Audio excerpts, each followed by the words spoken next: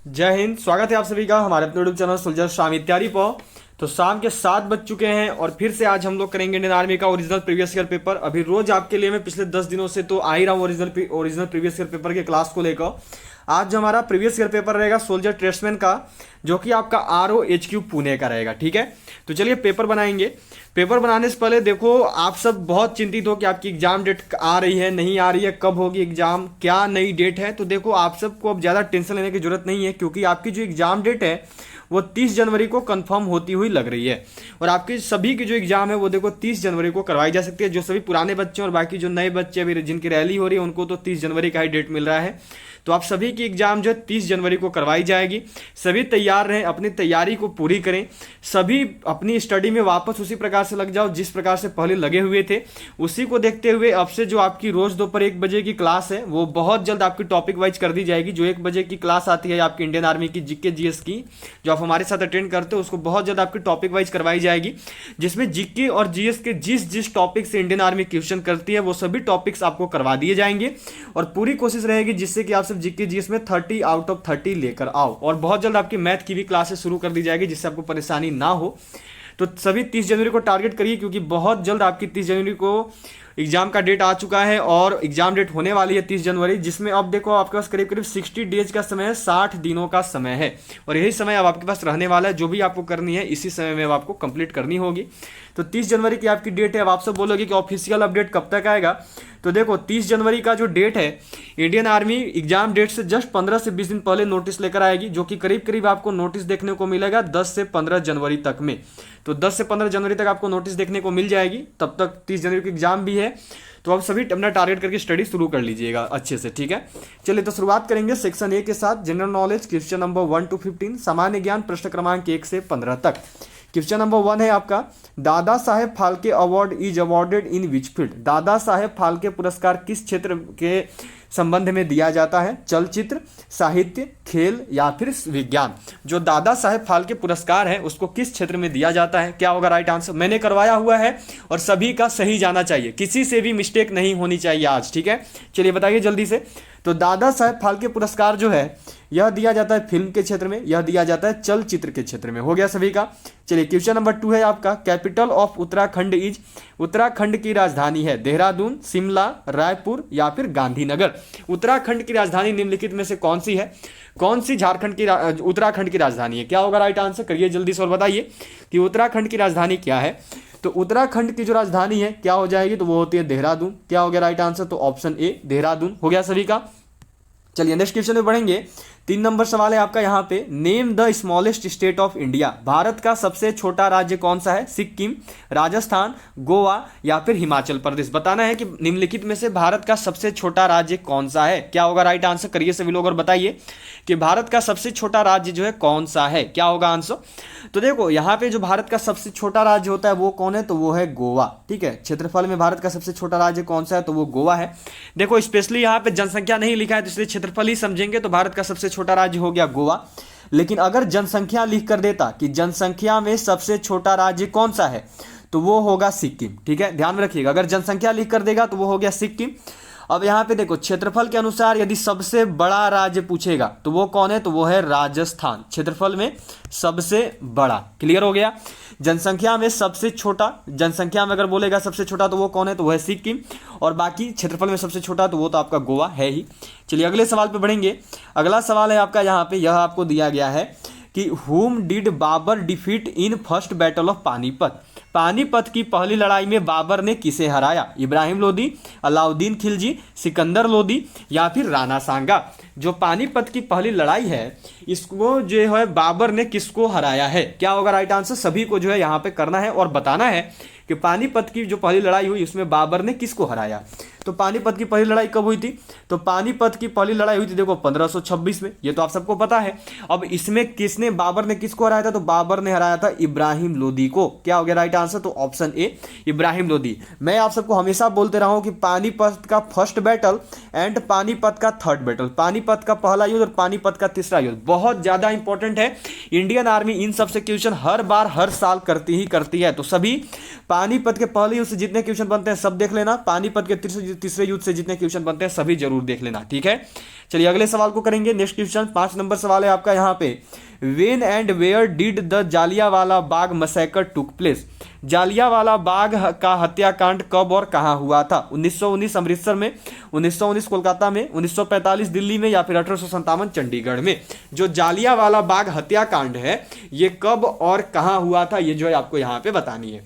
तो चलिए सभी की सही जाएगी, किसी से भी जो है यहाँ पे मिस्टेक देखने को नहीं होना चाहिए, कोई भी जो है मिस्टेक नहीं करेगा इस क्वेश्चन में। तो जो जालियांवाला बाग हत्याकांड है यह हुआ कहां पे? तो यह हुआ 1919 अमृतसर में। क्या हो गया राइट आंसर? तो ऑप्शन ए 1919 अमृतसर में हुआ। चलिए अगले सवाल को करेंगे। अगला सवाल है आपका यहाँ पे देखो, which among the following is the largest continent. निम्नलिखित महाद्वीपों में से विशालतम महाद्वीप कौन सा है? अफ्रीका, यूरोप, एशिया या फिर उत्तरी अमेरिका। निम्नलिखित महाद्वीपों में से सबसे बड़ा विशालतम महाद्वीप कौन सा है? क्या होगा राइट आंसर? सभी को जो है यहाँ पे बतानी है, और चलिए सभी लोग बताइएगा। तो विशालतम महाद्वीप, जो सबसे बड़ा महाद्वीप है वो कौन सा है? तो वो है आपका देखो एशिया। क्या राइट आंसर हो गया? एशिया। एशिया जो है ये सबसे बड़ा महाद्वीप है, सबसे बड़ा कॉन्टिनेंट है। अब यदि आपसे सबसे छोटा महाद्वीप पूछ दे, ठीक है, आपसे मानो पूछ दिया कि सबसे छोटा महाद्वीप, स्मॉलेस्ट कॉन्टिनेंट कौन सा है, तो वो क्या आंसर होगा?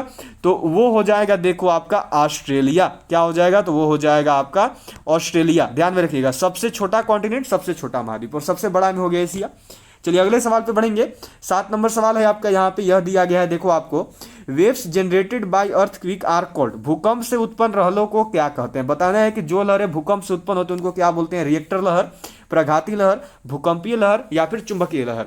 भूकंप से उत्पन्न होने वाली लहरों को क्या बोलते हैं? क्या होगा राइट आंसर? ये जो है आपको यहाँ पे करनी है।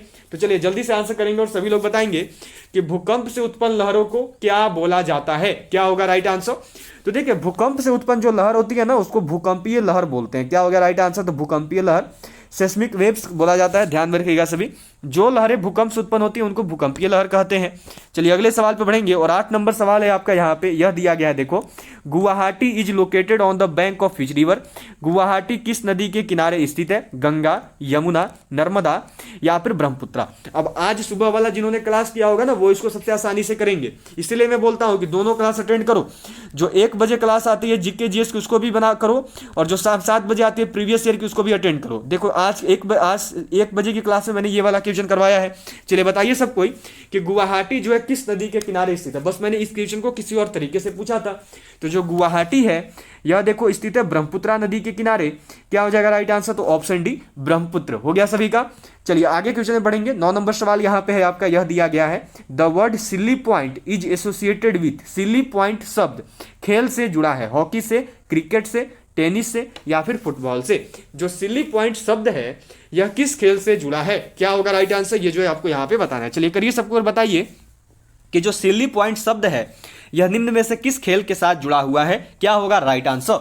तो जो सिली पॉइंट शब्द है यह देखो जुड़ा हुआ है क्रिकेट से। क्या हो गया राइट आंसर? तो option B cricket. Silly point शब्द किससे जुड़ा है? तो यह जुड़ा हुआ है क्रिकेट से। चलिए अगले सवाल पर बढ़ेंगे। 10 नंबर सवाल है आपका यहाँ पे, यह आपको दिया गया है देखो, in which language the Buddhist literary works were generally written. बौद्ध शास्त्रीय कृति सामान्यतः किस भाषा में लिखी गई थी? तमिल, प्राकृत, संस्कृत या फिर पाली। अब ये तो मैंने करवाया हुआ है, मैंने बौद्ध वाला भी करवाया और जैन वाला भी करवाया है कि बौद्ध ग्रंथ किस में लिखे गए और जैन ग्रंथ किस में लिखे गए। मैंने दोनों कंप्लीट करवाया है। और चलो आंसर करो और बताओ कि जो बौद्ध शास्त्रीय कृति है वह सामान्यतः किस भाषा में लिखी गई? Buddhist literary works were generally written in which language. क्या होगा राइट आंसर? तो देखिए यहाँ पे जो है बौद्ध जो कृतियां हैं, जो बौद्ध ग्रंथ है वो लिखे गए हैं पाली भाषाओं में। क्या होगा राइट आंसर? तो ऑप्शन डी पाली। ठीक है, सबको किया हुआ है। अगले सवाल पे बढ़ेंगे। अगला सवाल जो है यह आपको यहाँ पे दिया हुआ है, नेक्स्ट क्वेश्चन है देखो आपका, यह आपसे क्वेश्चन किया गया है। ये क्वेश्चन जो है आपसे यहाँ पे किया हुआ है, देखो क्वेश्चन है आपका कि in which state Durgapur is located. Durgapur किस राज्य में स्थित है? उड़ीसा, झारखंड, पश्चिम बंगाल या फिर बिहार। जो दुर्गापुर है यह किस राज्य में स्थित है? क्या होगा राइट आंसर? सभी को जो है यहाँ पे करना है। दुर्गापुर किस राज्य में है? तो जो दुर्गापुर है यह देखो स्थित है पश्चिम बंगाल में। क्या होगा राइट आंसर? तो ऑप्शन सी पश्चिम बंगाल। चलिए अगले सवाल पे बढ़ेंगे। 12 नंबर सवाल यहाँ पे है आपका, यह दिया गया है, विच रिवर। क्या क्वेश्चन है आपका यहाँ पे देखो, तो क्वेश्चन जो है ये आपसे यहाँ पे किया गया है, क्वेश्चन मिला हुआ है आपको। देखो, विच is the river that the second largest river basin in India? निम्नलिखित में से कौन सी नदी भारत का दूसरा विशालतम संग्रहण क्षेत्र है? कृष्णा, नर्मदा, ब्रह्मपुत्रा या फिर गोदावरी?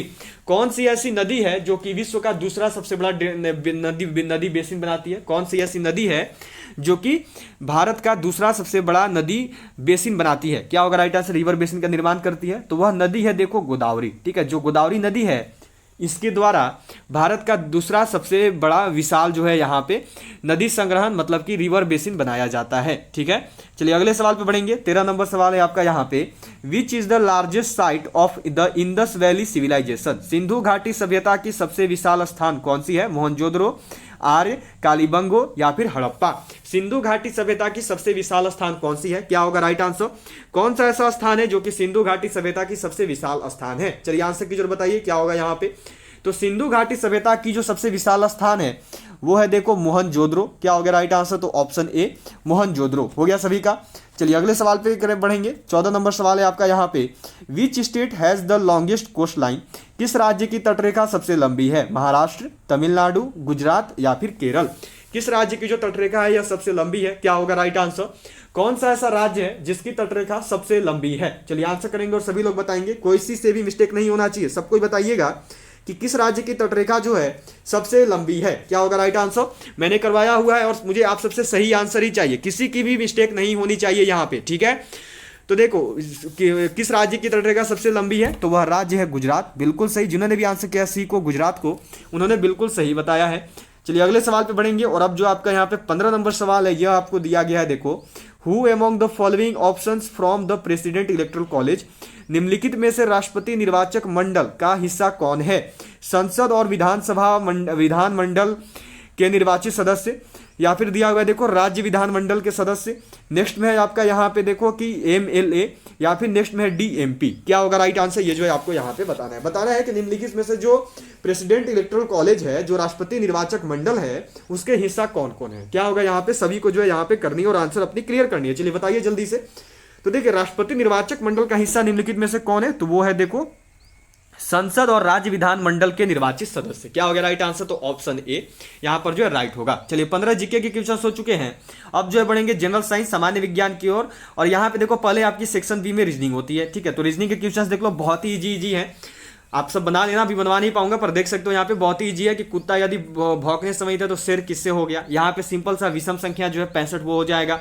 इसमें यहाँ पे देखो आपका अनुयायी का भी नियोक्ता हो जाएंगे। आगे यहाँ पे संबंध बना सकते हो और इसी प्रकार से आगे क्वेश्चन है। तो कोई टफ क्वेश्चन नहीं है। रीजनिंग के क्वेश्चन मैं आपको फिर से दिखा दे रहा हूँ जिससे आप सब खुद से कर सकते हो। ठीक है, चलिए आगे बढ़ेंगे। और अब जो यहाँ से आपके सेक्शन बी, यहाँ पे जो आपके साइंस के क्वेश्चन रहेंगे सेक्शन सी। ठीक है, सेक्शन सी में आपके साइंस के क्वेश्चन है। तो दिया हुआ है देखो section C general science question number 21 to 35, सामान्य विज्ञान प्रश्न क्रमांक 21 से 35 तक। क्या है देखो कि लूनर इलिप्स ऑकर्स व्हेन सूर्य ग्रहण में मंगल ग्रह जो है चांद को छुपाता है, पृथ्वी सूरज की किरणों को चांद पर गिरने से रोकता है, पृथ्वी और चांद के बीच सूर्य होता है, या फिर सूर्य जो है चंद्र के पीछे छुपाता है। क्या होगा राइट आंसर? ये जो है आपको यहाँ पे बताना है। जो चंद्र ग्रहण है यह कब घटित होता है? चलिए आंसर करेंगे सभी लोग और सभी लोग बताएंगे क्या होगा। तो देखिए, जो चंद्र ग्रहण है यह उस समय लगता है जब आपका सूरज और चंद्रमा के बीच में पृथ्वी आ जाती है, जब पृथ्वी जो है सूरज की किरणों को चांद पर गिरने से रोकने लगती है। क्या हो गया राइट आंसर? तो ऑप्शन बी हो गया सभी का। चलिए अगले सवाल पे बढ़ेंगे। 22 नंबर सवाल है आपका, यहाँ पे यह दिया हुआ है, atomic mass is equal to, परमाणु भार किसके बराबर होता है? प्रोटॉन की संख्या, इलेक्ट्रॉन की संख्या, प्रोटॉन की संख्या और न्यूट्रॉन की संख्या, या फिर इलेक्ट्रॉन की संख्या प्लस प्रोटॉन की संख्या। बताना है कि जो परमाणु भार है यह किसके बराबर होता है। ये जो है आपका यहाँ पे आपको आंसर करना है। तो चलिए ये क्वेश्चन आपके लिए मैं आज का होमवर्क कर रहा हूँ। ठीक है, आज का आपका होमवर्क यही रहेगा। मैं पर डे आपको एक होमवर्क देता हूँ। आज का आपका होमवर्क क्या है? सभी लोग जो है इसका आंसर कमेंट बॉक्स में करेंगे। ठीक है, चलिए अगले सवाल पे बढ़ते हैं। 23 नंबर सवाल पे। 23 नंबर सवाल यहाँ पे आपको दिया हुआ है, proteins are found maximum in which of the following? Protein निम्नलिखित में से किस में अधिक मात्रा में पाया जाता है? अंडा, केला, नमक या फिर नींबू?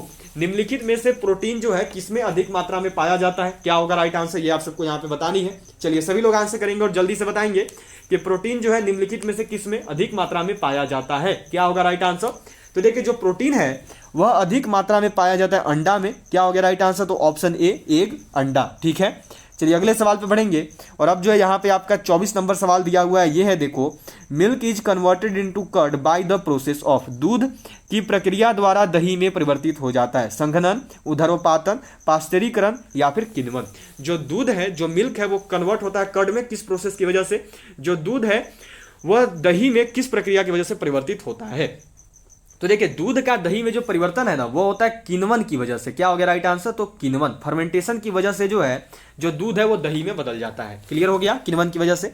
चलिए अगला सवाल है आपका, यहाँ पे यह आपको दिया गया है, देखो क्वेश्चन है, which part of human body secretes insulin, मानव शरीर का कौन सा अंग इंसुलिन का स्राव करता है? अग्नाशय, लीवर, पेट या फिर आंत। मानव शरीर का कौन सा अंग जो है इंसुलिन का स्राव करता है? कौन से मानव शरीर के अंग के द्वारा जो है इंसुलिन का स्राव होता है, यह आपको यहाँ पे बताना है। चलिए जल्दी से करेंगे और सभी लोग करेंगे। मानव शरीर का कौन सा अंग जो है इंसुलिन उत्पादन, इंसुलिन का स्राव करता है? तो वह करता है देखो आपका पेनक्रियाज अग्नाशय। ठीक है, जो पेनक्रियाज अग्नाशय है इसके द्वारा जो है इंसुलिन का स्राव होता है। चलिए अगले सवाल पे बढ़ेंगे। 26 नंबर सवाल जो है ये आपको यहाँ पे दिया गया है, which gas is used in living balloons, flying balloons, उड़ने वाले गुब्बारे के अंदर कौन सा गैस का प्रयोग होता है? Which gas is used in flying balloons, hydrogen और हीलियम, नाइट्रोजन और कार्बन डाइऑक्साइड, कार्बन डाइऑक्साइड और सल्फर या फिर ऑक्सीजन और कार्बन डाइऑक्साइड। बताना है कि उड़ने वाले गुब्बारे के अंदर जो है किस गैस का प्रयोग किया जाता है। चलिए सभी लोग करेंगे और बताएंगे कि उड़ने वाले गुब्बारे के अंदर जो है कौन से गैस का प्रयोग होता है। तो देखिए, उड़ने वाला जो गुब्बारा है ना उसमें हाइड्रोजन और हीलियम गैस का प्रयोग होता है। क्या होगा राइट आंसर? तो option A, hydrogen and helium. चलिए अगले सवाल पे बढ़ेंगे। अगला सवाल है आपका यहाँ पे 27 नंबर, यह दिया गया है, which of the following is anonymous, इनमें से कौन सा प्राणी सर्वभक्षक है? सुअर, शेर, भेड़ या फिर गाय। इनमें से कौन सा ऐसा प्राणी है जो कि सर्वभक्षक है? क्या होगा राइट आंसर? ये जो आपको यहाँ पे करना है, इनमें से कौन सा ऐसा प्राणी है जो कि सर्वभक्षक है? चलिए आंसर करें और बताइए क्या होगा यहाँ पे। कौन सा ऐसा प्राणी जो कि सर्वभक्षक है? सर्वभक्षक किसको बोलते हैं? जो शाकाहारी भोजन भी करता है, मतलब कि घास फूस भी खाता है और जो मांस भी खाता है। चलो बताओ यहाँ पे क्या होगा। तो देखो, शाकाहारी भोजन भी करने वाला और मांस भी खाने वाला जो है ना वो आपका सुअर होता है। ठीक है, क्या होगा राइट आंसर? तो ऑप्शन ए, पिग, सुअर। ठीक है, ये सर्वभक्षी है, सर्वभक्षक है। चलिए 28 नंबर सवाल पे बढ़ेंगे। ये आपका यहाँ पे दिया हुआ है, देखो, stars are visible to us because, तारे हमें इसलिए दिखाई देते हैं क्योंकि तारे अपनी रोशनी स्वयं उत्सर्जित करते हैं, पृथ्वी की ओर चाल कर रहे हैं, सूरज की ओर सूरज की रोशनी को परावर्तित करते हैं या फिर बहुत दूर हैं। तारे हमें क्यों दिखाई देते हैं? तारों का हमें दिखना यह किस वजह से होता है? क्या होगा राइट आंसर? ये जो है आपको यहाँ पे बतानी है। चलिए सभी लोग करेंगे और जल्दी से बताएंगे क्या होगा राइट आंसर। तो देखो, तारे हमें क्यों दिखाई देते हैं? तो तारों का जो दिखने का मुख्य कारण है ये क्या है कि तारे जो है अपनी रोशनी स्वयं उत्सर्जित करते हैं। क्या हो गया राइट आंसर? तो ऑप्शन ए। चलिए अगले सवाल को करेंगे। 29 नंबर सवाल है आपका, यहाँ पे यह दिया गया है, which of this metal below is the best conductor of electricity, निम्नलिखित में से कौन सी धातु विद्युत की सबसे अच्छी चालक है? कॉपर, लोहा, स्टील या फिर चांदी। निम्नलिखित में से कौन सी ऐसी धातु है जो कि विद्युत की सबसे अच्छी चालक है? क्या होगा राइट आंसर? ये आपको यहाँ पे करना है। चलिए बताइए जल्दी से क्या होगा। निम्नलिखित में से कौन सी धातु है जो कि विद्युत की सबसे अच्छी चालक है? तो वह धातु है देखो चांदी। क्या हो गया राइट आंसर? तो ऑप्शन डी, सिल्वर। जो चांदी है यह विद्युत की सबसे अच्छी चालक है। चलिए बढ़ेंगे अगले सवाल पे। तो देखो आपका यहाँ पे जो है क्लियर हो रहा है। ठीक है, 29 जो है आपके यहाँ पे हो रहे हैं, क्लियर रखेंगे। ठीक है, क्वेश्चन जो है आपके कुछ इस प्रकार से थे कि 15 क्वेश्चन जो है आपके हो गए, जो 15 क्वेश्चंस थे वो आपके हो गए जीके के। ठीक है, उसमें से फिर 5 क्वेश्चन रीजनिंग के हो गए और बाकी जो है आपके यहाँ पे 9 क्वेश्चन जो है साइंस के करवाए गए आपको। बाकी आगे नहीं है, जिसके द्वारा भेजा गया वो क्लियर नहीं है। ठीक है, आगे और नहीं है। तो 15 और 9 24 क्वेश्चंस तो आपके यहाँ पे हो गए जीके जीएस के। ठीक है, और 5 क्वेश्चन जो है आपके हो गए रीजनिंग के। तो आप सब क्लियर रखना और बताना कि आपने कितने सही किए हैं। ठीक है, इनमें से रीजनिंग क्वेश्चन को बनाना आप सब पीछे करके, जिससे आप सब चेक कर पाओगे आपने कितने सही किए। रीजनिंग के क्वेश्चन इजी थे, ज्यादा टफ नहीं थे, नॉर्मल क्वेश्चन ही थे। तो आप सब बताना पूरा 29 क्वेश्चन में से आपने कितने क्वेश्चन को सही किया, आप सबको बताना है। पीछे करके आप रीजनिंग के क्वेश्चन को जरूर कर लीजिएगा। आप सबको बताना है कि 29 में से जो आपने कितने क्वेश्चन को सही किया है। तो चलिए ऑल ऑफ यू भाई, आज का जो आपका होमवर्क है उसका भी आंसर सबको जरूर दे दीजिएगा। इसी के साथ अब आज की क्लास को, आज के सेशन को यहीं पेंट करेंगे। अब सीधे आपसे मुलाकात होगी कल दोपहर 1 बजे, जब आएगी हमारी इंडियन आर्मी की जीके जीएस की क्लास। और बहुत जल्द आपकी जीके जीएस की क्लास जो है आने वाले 1 से 2 दिन के अंदर टॉपिक वाइज कर दी जाएगी, जिसमें जीके और जीएस के जिस टॉपिक से इंडियन आर्मी क्वेश्चन करती है वो सारे टॉपिक्स आपको करवा दिए जाएंगे। और उन टॉपिक्स में ये भी नहीं कि यदि उस टॉपिक से 30 क्वेश्चन निकल के आते तो आपको 30 के 30 क्वेश्चन करवाए जाएंगे, बिल्कुल नहीं। उस टॉपिक से जो क्वेश्चन बहुत इंपॉर्टेंट है, जो आपकी इंडियन आर्मी में आ सकते हैं, वही क्वेश्चन आपको जीके जीएस की 1 बजे की क्लास में करवाई जाएगी। तो बहुत जल्द 2 से 3 दिनों के अंदर आपके टॉपिक वाइज जीके जैसे स्टार्ट हो जाएगी 30 जनवरी के एग्जाम को देखते हुए। तो मिलते हैं आपसे अब सीधे 1 बजे क्लास में। All of you bye. मुलाकात होगी आपसे सीधे कल दोपहर 1 बजे। तब तक के लिए bye, have a good night, sweet dreams. मिलूंगा आपसे सीधा कल दोपहर 1 बजे। जय हिंद, जय Bharat, have a good night, sweet dreams. मिलते हैं आपसे सीधा कल दोपहर 1 बजे। जय हिंद, जय भारत।